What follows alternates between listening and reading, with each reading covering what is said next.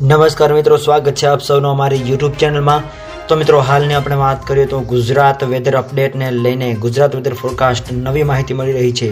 આગામી 24 કલાક દરમિયાન અનેક જિલ્લાઓની અંદર ભારે વરસાદ તો ગાજવીજ સાથે વરસાદની ચેતવણી તેમજ આ વિસ્તારોની અંદર રેઇન એલર્ટ, કચ્છ, સૌરાષ્ટ્ર અને ગુજરાતના અલગ અલગ જિલ્લાઓ એલર્ટ જાહેર। તો મિત્રો, વિડીયો ગમે તો વિડીયોને લાઇક કરો, શેર કરો, કમેન્ટ કરો અને ચેનલમાં નવા હોય તો ચેનલને સબસ્ક્રાઇબ પણ જરૂરથી કરજો।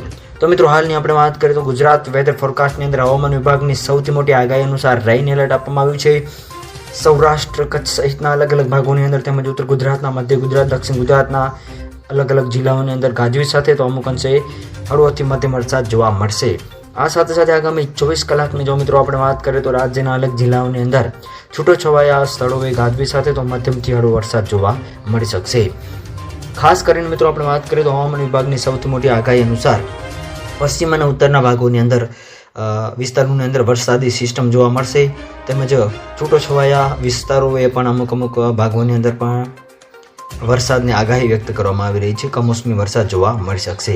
આ સાથે સાથે સૌરાષ્ટ્રના વિસ્તારોની આપણે મિત્રો વાત કરીએ તો જામનગર, રાજકોટ, મોરબી, સુરેન્દ્રનગર, દેવભૂમિ, દ્વારકા વગેરે વિસ્તારોની અંદર વાદળછાયું વાતાવરણ જોવા મળશે તો અમુક વિસ્તારોની અંદર કમોસમી વરસાદ પણ જોવા મળશે। ઉત્તર ગુજરાતના વિસ્તારોની વાત કરીએ તો બનાસકાંઠા, પાટણ, મહેસાણા, સાબરકાંઠા વગેરે વિસ્તારોની અંદર વરસાદી ઝાપટા જોવા મળી શકે છે, વાદળછાયું વાતાવરણ જોવા મળી શકે છે।